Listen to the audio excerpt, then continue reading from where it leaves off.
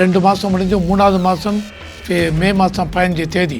So 60 nearly 75 நாள் ஒரு பிரச்சனையும் இல்லை.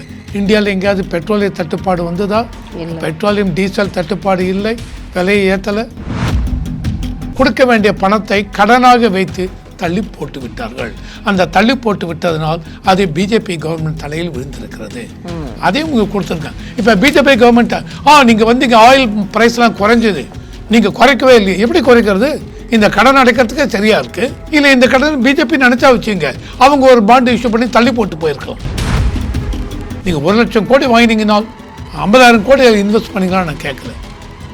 20,000 கோடி பண்ணீங்களா? எவ்வளோ வாங்கினீங்க? அது 20% இன்ஃப்ராஸ்ட்ரக்சர், அதுக்காக இன்வெஸ்ட் பண்ணீங்களா? 505 வாக்குறுதிகள் கொடுத்தீங்க, எவ்வளோ வாக்குறுதியை நிறைவேற்றினீங்க? இவ்வளோ மூலதனம் கொண்டு வந்திருக்கோம், இவ்வளோ பேருக்கு வேலையை கொடுத்தோம். இதை தான் விஜய் கேட்கிறார், ஒயிட் பேப்பர் கொடுங்க. அதான் ஒயிட் பேப்பர் காட்டினாங்கல்ல சார்? என்ன? நானும் பார்த்தேன், வெள்ளை பேப்பர் பார்த்தேன். நானும் வெளிநாட்டுக்கு போனோம், இந்த கண்ட்ரி போனோம், அமெரிக்கா போனோம், யூரோப் போனோம், துபாய் போனோம், இவ்வளோ லட்சம் கோடி மூலதனம் கொண்டு வந்தோம். கொண்டு வந்திருக்காங்களா இல்லையா? ஒயிட் பேப்பர் இதை ரிலீஸ் பண்ணுவாங்க. இவங்க பீரியட்ல, இப்போ காங்கிரஸ் பீரியட்ல விஜய் மல்லையா எடுங்க, இவர் நிரவ் மோடி எடுங்க, எல்லாம் பணம் வாங்கிட்டு பிஜேபி பீரியட் ஓடி போயிட்டாங்க. பணம் கட்டினாங்களா? யார் பீரியட் லோன் கொடுத்தீங்க? டாஸ்மாகில் அவங்க சொல்கிறாங்க எவ்வளோ வருது, அதில் 40% 45% கணக்கிலே வரவில்லைங்கிறாங்க. அதெல்லாம் கணக்கில் வந்து 1 லட்சம் கோடி கூட வருமானம் வரணும். கண்டிப்பாக இதை விஜய் அவர்கள் சரி செய்வார்னு நினைக்கிறீங்களா சார்? சரி செய்தால் விஜய்க்கு எதிர்காலம் இருக்கும். இல்லை அப்படின்னு வச்சுங்க,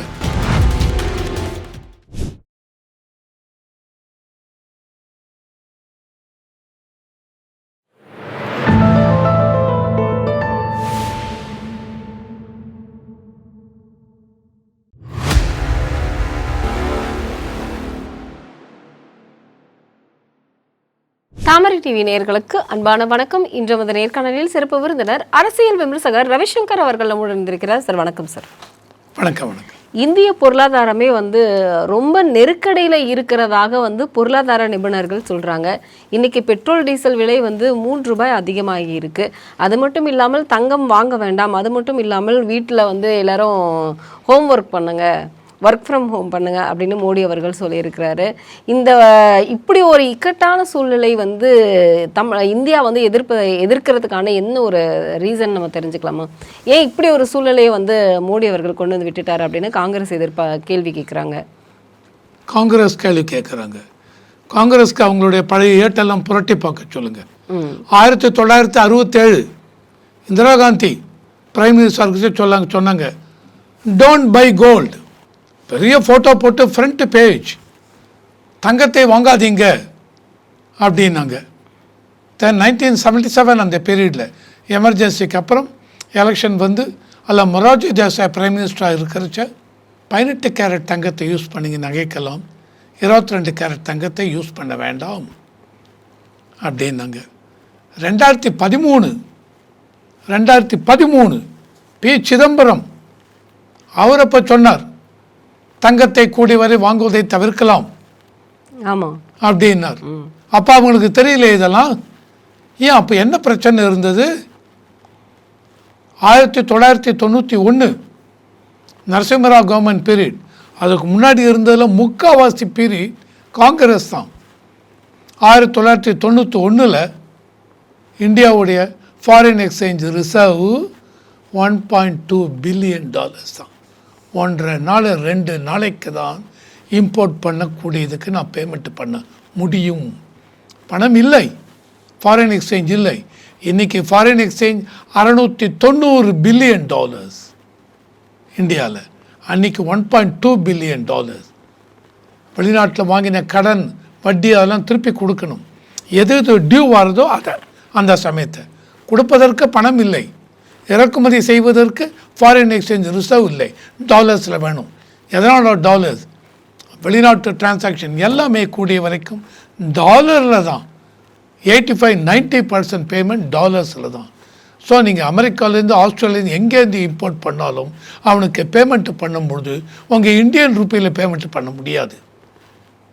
யுனைடெட் ஸ்டேட் டாலர்ஸில் ஆனால் உங்கள்கிட்ட அன்றைக்கி இருந்தது 1991 $1.2 பில்லியன் தான்.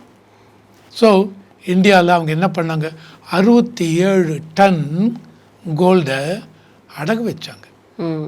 40 மில்லியன் டன்னு இதில் வச்சாங்க, 40 மில்லியன் டன்னு யூகேயில் வச்சாங்க, இன்னொரு 27 மில்லியன் டன்னு சுவிட்சர்லாண்ட் அந்த பேங்க்கில் கொண்டு போய் வச்சாங்க இவங்க.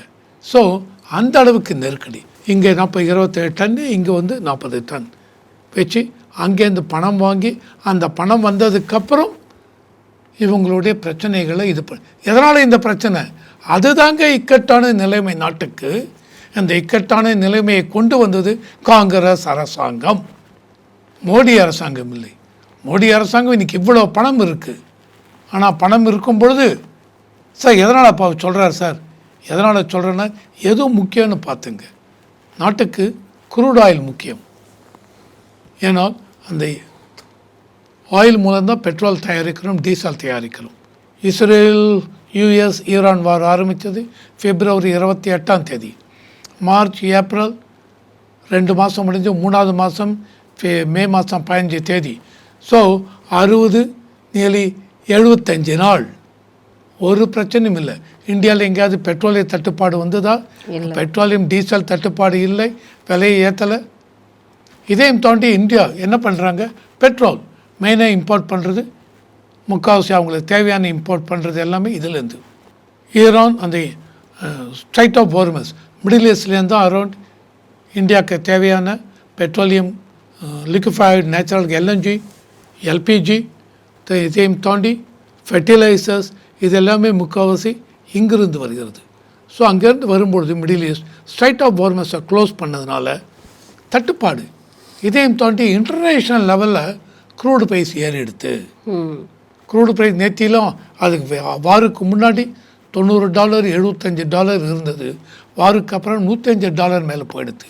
யுனைடெட் ஸ்டேட்ஸ் ஸ்ட்ரைட் ஆஃப் ஹார்மஸை பிளாக் பண்ணிட்டாங்க. ஸோ அந்த அளவுக்கு இது தட்டுப்பாடு, வெளியில் போக முடியும். இதையும் தாண்டி இந்தியாவுக்கு வருகிறது, ஆனால் போகவில்லை. ஸோ இந்த மாதிரி இருக்கிறச்சு வேறு வழியே இல்லை. அப்போது $105 ஒரு பேரல் போயிடுத்து அப்படின்னால் அப்போ இந்தியா இறக்குமதி பண்ணும்போது அந்த அளவுக்கு நான் ஃபாரின் எக்ஸ்சேஞ்ச் டாலர்ஸ் கொடுக்க வேண்டியிருக்கும். ஸோ இப்போ இதை வந்து என்ன பண்ணணும், நான் எப்படி இது பண்ணுறது, பெட்ரோல் அண்ட் டீசல் ப்ரைஸ் $3 ஏற்றிருக்காங்க 1 லிட்டருக்கு. 4 வருஷம் கழிச்சு ஏற்றிருக்காங்க. 20 days பிஃபோர் பெட்ரோல் மேலே நீங்கள் பார்த்தீங்கன்னு வச்சுங்க $102 $103 அப்படின்னா ஆக்சுவல் காஸ்ட் $55-57 தான் 1 லிட்டருக்கு. வேட் எக்ஸைஸ் டியூட்டி 10%, 13% பெட்ரோல் மேலே சென்ட்ரல் கவர்மெண்ட் போடுறாங்க, 10% டீசல் மேலே சென்ட்ரல் கவர்மெண்ட் போடுறாங்க.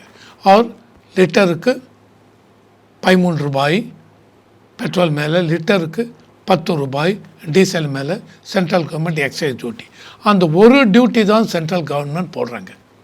ஸ்டேட் கவர்மெண்ட் என்ன போடுறாங்க, nearly $16-17 VAT value added tax அப்படின்னு ஒரு percentage on the base price. அதையும் தாண்டி ஹேண்டிலிங் சார்ஜஸ்னு ஒரு $12 fixed amount state government around $28 மேலே 1 லிட்டருக்கு போடுறாங்க. இதையும் தாண்டி 1 லிட்டருக்கு $3-4 கமிஷன் அந்த டெப்போ வச்சுருக்காங்களே பெட்ரோல் பங்க் அவங்களுக்கு. இதெல்லாம் சேர்த்து தான் $103-104 வருது. ஆக்சுவல் காஸ்ட்டு பார்த்தால் $57-58 தான் 1 லிட்டருக்கு. சென்ட்ரல் கவர்மெண்ட் என்ன பண்ணாங்க, 15-20 நாளைக்கு முன்னாடி எக்ஸைஸ் டியூட்டி பெட்ரோல் மேலே $13 இருந்து 1 லிட்டருக்கு $10 தள்ளிட்டாங்க, $3 தான் போட்டாங்க. டீசல் மேலே $10 தள்ளிட்டாங்க, 0 வேட் எக்ஸைஸ் டியூட்டியை. ஸ்டேட் கவர்மெண்ட் இவங்க 2021 ஆட்சிக்கு வரும்பொழுது நாங்கள் வந்து இப்போ பெட்ரோல் விலையெல்லாம் குறைப்போம், $4 குறைச்சாங்களா? இது வரைக்கும் குறைக்கல. சென்ட்ரல் கவர்மெண்ட் $10 தள்ளினாங்களா இன்னும் 20 நாளைக்கு? ஏன் ஸ்டேட் கவர்மெண்ட் தள்ளினீங்களா? ஏன் தள்ளவில்லை? சென்ட்ரல் கவர்மெண்ட் ஏற்றி விட்டு அப்போ அதை பெருசாக இது பண்ணலை, யாரும் பப்ளிஷ் பண்ணலை, எந்த மீடியாவும் பெருசாக கொண்டு வரவில்லை. சென்ட்ரல் கவர்மெண்ட் தளர்த்து விட்டார்கள் அப்படின்னு. இன்றைக்கி $3 ஒன்றும் தவிர்க்க முடியாதுங்க, இப்படி தான் இருக்கணும். நாங்கள் ஸ்டேட் கவர்மெண்ட் நிறைய டிபேட்லாம் போகும்போது காங்கிரஸ் ஸ்போக்ஸ் பர்சன் சொல்லுவாங்க, நாங்கள் வந்து இந்த மாதிரிலாம் பண்ணவே இல்லை 2004 2014 என்ன பண்ணோம், மக்களுக்கு எந்த இடைஞ்சலும் வராமல் அதே 70 ரூபாய் 60 ரூபாய்க்கு கொடுத்தோம். எப்படி கொடுத்தீங்க? ஆயில் மார்க்கெட்டிங் கம்பெனிஸ், அவங்களுக்கு Indian oil corporation, Bharat petroleum, Hindustan, இது இவங்க எல்லாருக்கும் பணம் கொடுக்கணும். அவங்க என்ன சொன்னாங்க, நீங்கள் சொல்கிற 60 ரூபாய் 70 ரூபாய்க்கு பணம் கொடுக்க முடியாதுன்னு. உடனே இவங்க என்ன பண்ணாங்க, உங்களுக்கு எவ்வளோ லாஸ் வருதோ அதை நாங்கள் பணம் கொடுக்குறோம். நாங்கள் பணம் கொடுப்பதற்கு காங்கிரஸ் கவர்மெண்ட்டுக்கிட்ட பணம் இல்லை. என்ன பண்ணாங்க, oil bond, sovereign oil bond issue பண்ணாங்க. 2004 2014 4,30,000 கோடிக்கு. What is that bond? Bond அப்படின்னா உங்ககிட்ட கொடுக்கறதுக்கு கடன் பத்திரம் எழுதி கொடுக்குறேன், எழுதி கொடுத்து அதில் அன்றைக்கி 6% 8% வட்டி வருஷத்துக்கு, அதையும் சேர்த்து உங்களுக்கு கொடுக்குறேன் அப்படின்னு பாண்டு கொடுத்ததுனால இவங்க என்ன பண்ணாங்க, இவங்களை பொறுத்த வரைக்கும் ஆயில் மார்க்கெட்டிங் கம்பெனி சரி எப்படி இருந்தாலும் கவர்மெண்ட் கொடுத்துருவான்ட்டு அவங்க விட்டாங்க. ஆனால் இவங்க வெளியில் என்ன சொன்னது, நாங்கள் பாருங்கள் ஏற்றவே இல்லை, ஆனால் இவ்வளோ கடனை ஏற்றி வச்சுருக்கீங்க, இந்த கடனை யார் அடைக்க போகிறது? 2015 2025 பிஜேபி ஆட்சிக்கு வந்ததுக்கப்புறம் இந்த கடனை எல்லாம் அடைத்திருக்கிறார்கள். ஒவ்வொரு வருடம் 2004 இஷ்யூ பண்ணது 10 வருட பாண்டு 2014 டியூ ஆகும். 2005 நீங்கள் வாங்கின கடன் அதுக்கு இஷ்யூ பண்ண பத்திரம் 2015 டியூ ஆகும். ஸோ காங்கிரஸ் கவர்மெண்ட் வாங்கின அவங்க ஆயில் பாண்டை இஷ்யூ பண்ணி கொடுக்க வேண்டிய பணத்தை கடனாக வைத்து தள்ளி போட்டு விட்டார்கள். அந்த தள்ளி போட்டு விட்டதனால் அது பிஜேபி கவர்மெண்ட் தலையில் விழுந்திருக்கிறது. அதையும் இவங்க கொடுத்துருக்காங்க. இப்போ பிஜேபி கவர்மெண்ட் நீங்கள் வந்து இங்கே ஆயில் ப்ரைஸ்லாம் குறைஞ்சது, நீங்கள் குறைக்கவே இல்லையே, எப்படி குறைக்கிறது?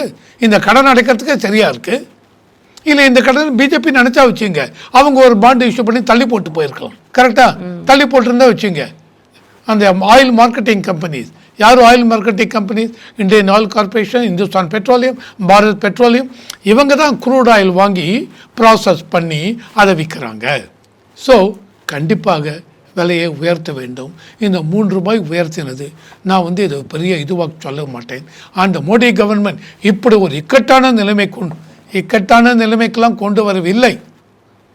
ஓகே, தட்டுப்பாடு இல்லாமல் இருக்கா உங்களுக்கு? எதனால் அவர் கோல்டு வாங்க வேண்டாம்னு சொன்னார்? கம்பல் பண்ணலை. கோல்டு வாங்குங்க, வாங்க வேண்டாம்ங்கிறது சிட்டிசனுக்கு ஒரு அட்வைஸ் கொடுக்குறேன். எதனால்னால் கோல்டு நீங்கள் வாங்கினீங்கன்னால் அந்த கோல்டுக்கு பூரா டாலரில் பேமெண்ட் பண்ணணும். டாலர் நம்மக்கிட்ட இருக்குது, $690 பில்லியன் இருக்குது. ஆனால் கோல்டு எசென்ஷியல் கமாடிட்டியா? தேவையா? மக்களுக்கு தேவையில்லைனால் 1 வருடத்திற்கு தள்ளி போடுங்கள். என்ன சார் 1 வருடம்? அந்த 1 வருடத்திற்குள் இந்த யுத்தம் ஒரு நிலையான இதுக்கு வந்துடும். இல்லை இப்போ இன்னும் 1 மாதத்துலேயே கூட முடியும். ஆனால் 1 மாதத்துலேயே முடிந்தால் உடனே நிலைமை சீராக விடுமா? ஆகாது. ஒரு 6-8 மாதம் ஆகும்.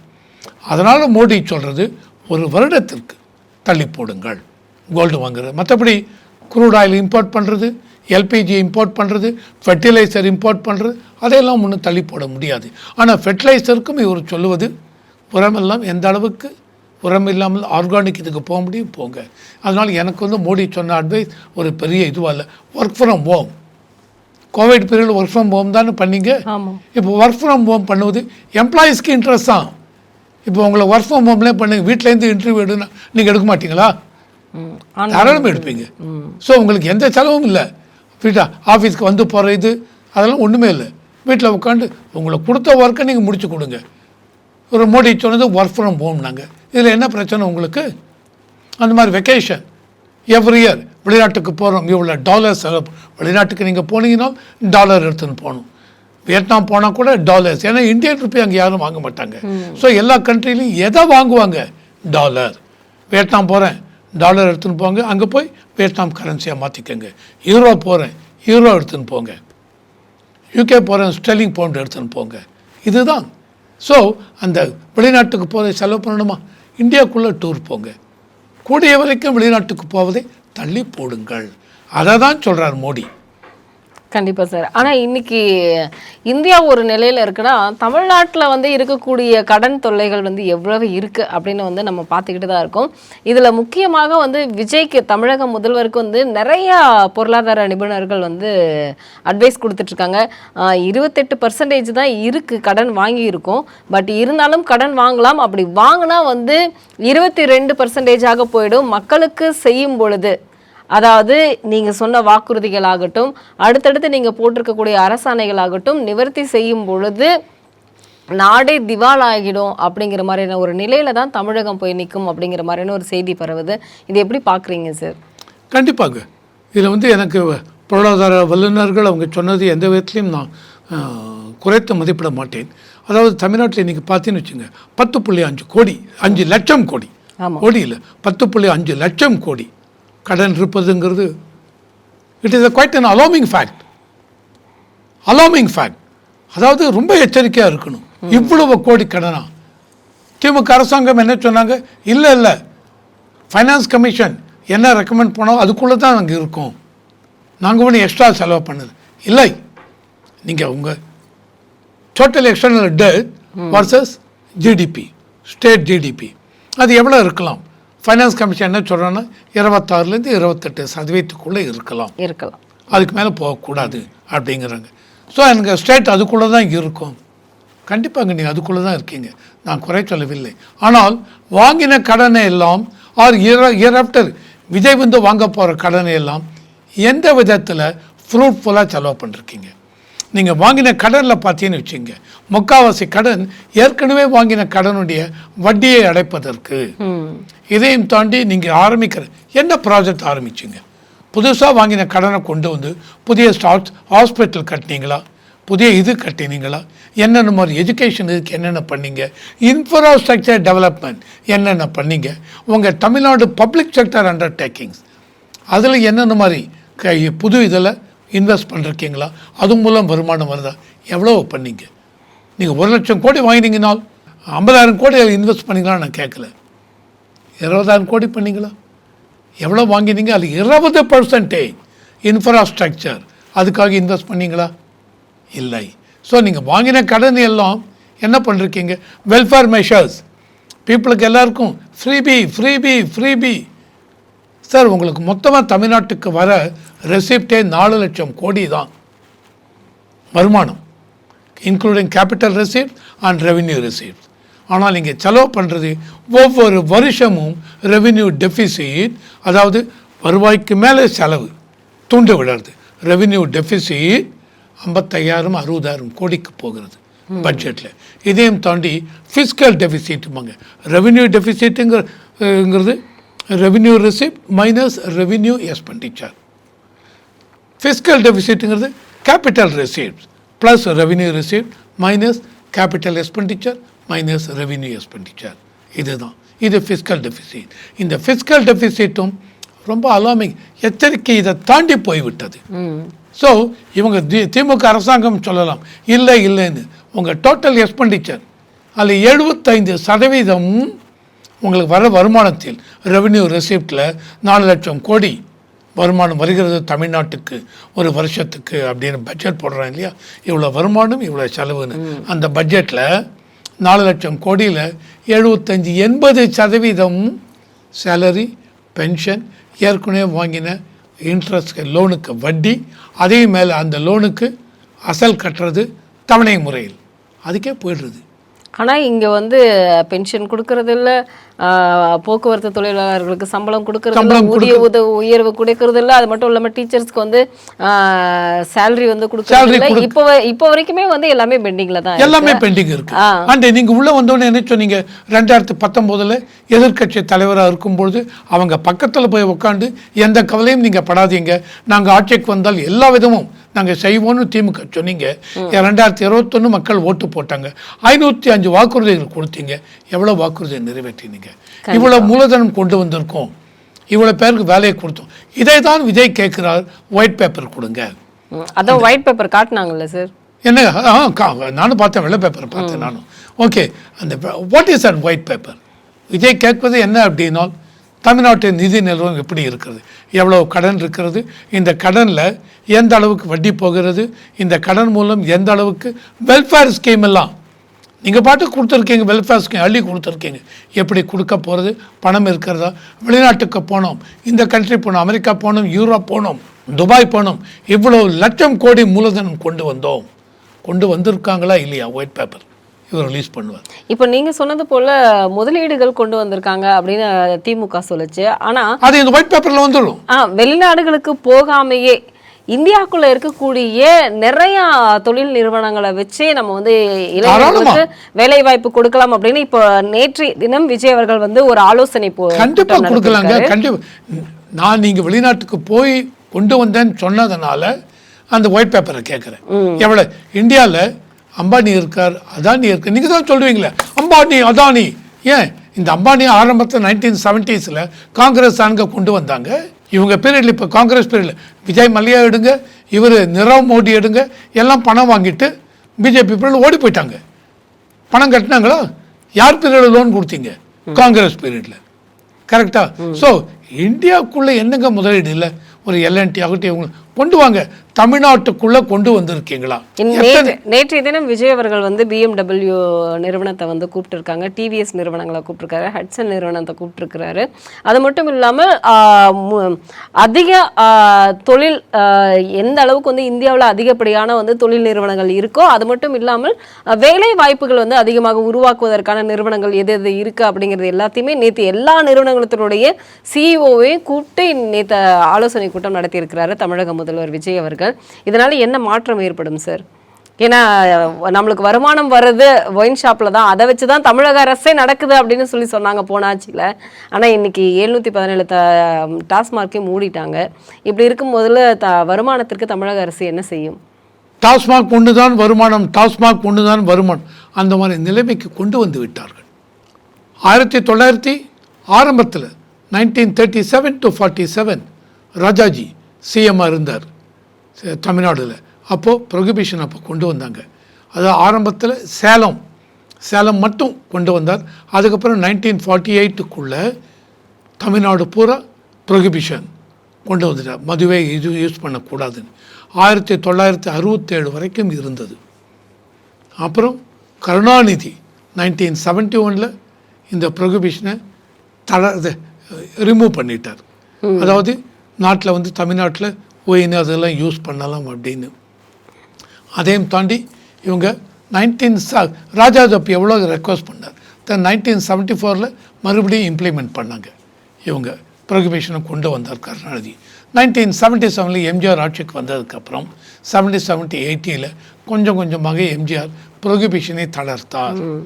1981-83 எம்ஜிஆர் என்ன பண்ணார், இந்தியா மேட் ஃபாரின் லிக்வர் IMFல்பாங்க. நீங்களே இந்தியாவுக்குள்ளே விஸ்கி இதெல்லாம் இப்போ தான் பண்ணுறாங்களே. அதில் பார்த்தா முக்கால்வாசி திமுகவுடைய அமைச்சர்கள் அவங்களுக்கு சொந்தமான இது, அது எல்லாமே ஒயின் தொழிற்சாலை இருக்குது, விஸ்கி இதெல்லாம் பண்ணுறது. அந்த இதை வந்து IMFல பர்மிட் இதை வச்சு ஆரம்பிக்கலானது எம்ஜிஆர் பீரியடில் கொண்டு வந்தாங்க. தென் அப்படியே தளர்க்கப்பட்டது. தென் 1991 ஜெயலலிதா பீரியட். ஸோ இந்த மாதிரி இப்போ என்ன டோட்டலி ஒரு 60,000-70,000 கோடி வருடத்திற்கு டாஸ்மாக் மூலம் வருகிறது அப்படின்னா இதை விட்டுட்டா நம்ம என்ன பண்ணுறது? முன்னாடி என்ன பண்ணாங்க, இன்கம். நீங்கள் உடனே என்ன பண்ணுறீங்க, இந்த வருமானம் இல்லை மக்களுக்கு ஏன்னா எல்லாருக்கும் ஃப்ரீபி கொடுக்கணும், எல்லாருக்கும் இலவசம் அள்ளி கொடுங்க. மைனாரிட்டி அப்பீஸ்மெண்ட்லேருந்து எல்லாத்தையும் இலவசம் கொடுத்துட்றீங்க. கொடுத்துட்டு பணத்துக்கு இல்லைன்னா பணத்துக்கு உடனே என்ன பண்ணுறீங்க, ப்ராப்பர்ட்டி டேக்ஸ் ஏற்றுங்க, ஸ்டாம்ப் டியூட்டி ஏற்றுங்க, ரிஜிஸ்ட்ரேஷன் டியூட்டி ஏற்றுங்க. தென் இந்த இதை EB பில்லு இவங்க பீரியடில் DMK பீரியடில் 3 times 4 times 4 தடவை ஏற்றிருக்காங்க. எல்லாத்தையும் ஏற்றி விட்டுங்க. என்ன பண்ணுங்க, அதாவது என்ன புது தொழிற்சாலை ஆரம்பிக்கலாம், இன்ஃப்ராஸ்ட்ரக்சர் டெவலப்மெண்ட் என்னெல்லாம் பண்ணலாம், அது மூலம் எந்த மாதிரி வருமானம் கொண்டு வரலாம், அதை யோசித்து பாருங்கள். உங்கள் தமிழ்நாடு முன்னாடி சொன்ன மாதிரி ஸ்டேட் அண்டர்டேக்கிங் கீழே என்னென்ன இண்டஸ்ட்ரீஸ் இருக்குது, இன்க்ளூடிங் டேங்கட்கோ EB எவ்வளவு கோடி நஷ்டம் இருக்கு. ஏன் நஷ்டத்தில் போகிறது, என்ன காரணம்? இதையும் தாண்டி தமிழ்நாடு மினரல்ஸ் இது இருக்கு, 36,000 கோடியில் இருக்கு மினரல்ஸ் ஏன் நஷ்டத்தில் போகிறது? உங்கள் தமிழ்நாடு ஸ்டேட் பப்ளிக் அண்டர்டேக்கிங்ஸ் அது எல்லாமே நஷ்டத்தில் போகிற இதெல்லாம் மறுபடியும் கொண்டு வர முடியுமா? இல்லைன்னா விற்றுருங்க, டிஸ்இன்வெஸ்ட்மெண்ட் பண்ணுங்க. அதை விற்றுட்டு அந்த பணத்தை எடுத்து வேறு எதுக்காவது இன்ஃப்ராஸ்ட்ரக்சர் யூஸ் பண்ணுங்கள். ஒரு பர்டிகுலர் இண்டஸ்ட்ரி பியாண்ட் இது ஃபர்தராக ஒன்றுமே பண்ண முடியாதுன்னால் அதுக்கு சும்மாவது அவங்க எம்ப்ளாயீஸ்க்கு சம்பளத்தை கொடுத்து வைத்துக்கொண்டு வருடம் 1000 கோடி 2000 கோடி நஷ்டம்னு காமிக்கிறது எதுக்காக? இதையும் தாண்டி எவ்வளவு டெண்டர் அதிக இதெல்லாம் வரும்பொழுது மணல்லேருந்து இதிலேருந்து மணல் எடுங்க, ஆனால் ப்ராப்பராக வெளியில் வைக்கணும்.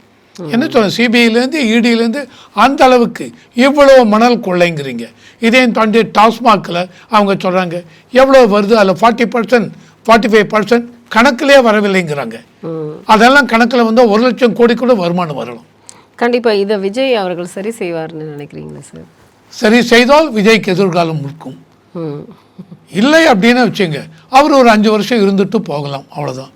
கண்டிப்பாக. ஸோ அதனால் எந்த ஒரு ஆட்சி வந்தாலும் மக்களுக்கு அந்த கவர்மெண்ட் என்ன பண்ணணும்? இவங்க டிஎம்கே ஆரம்பிக்கிறத ரொம்ப ஸ்டார்டட் வித் எ பேங்க். இப்போ மகளிர் எல்லாருக்கும் ரொம்ப ஃப்ரீன்ட்டாங்க, தமிழ்நாடு பூரா ஃப்ரீ. நான் குறைய சொல்லிங்க, தாராளமாக பண்ணுங்க. ஆனால் கையில் பணம் இருக்கா? Already 5-6 transport corporation. இந்த மெக்கானிக்கல் ப்ராப்ளம், இந்த ப்ராப்ளம், லாஸ் ரிட்டையர் ஆன எம்ப்ளாயீஸ்க்கு பணம் கொடுக்க முடியல, பென்ஷன் கொடுக்க முடியல, அவங்க கிராஜுவேட்டி ஃபண்டு கொடுக்க முடியல. என்ன பண்ணுறீங்க? இவ்வளோத்தையும் வைத்துக்கொண்டு நீங்கள் மகளிர் எல்லாத்துக்கும் ஃப்ரீ, மகளிருக்கு உரிமை தொகை கொடுங்க. நான் யாரையும் குறை சொல்லலை, தாராளமாக கொடுங்க, கொடுக்க வேண்டாம்னு சொல்லலை. பணம் இருக்கா பார்த்துங்க. அந்த பணத்தை எங்கேருந்து கொண்டு வர போகிறீங்க, எப்படி கொண்டு வர போகிறீங்க? இல்லை என்றால் உங்களுடைய இதுவும் அடுத்த 5 வருஷம் முதல் இது போன மாதிரி தான் போகும்.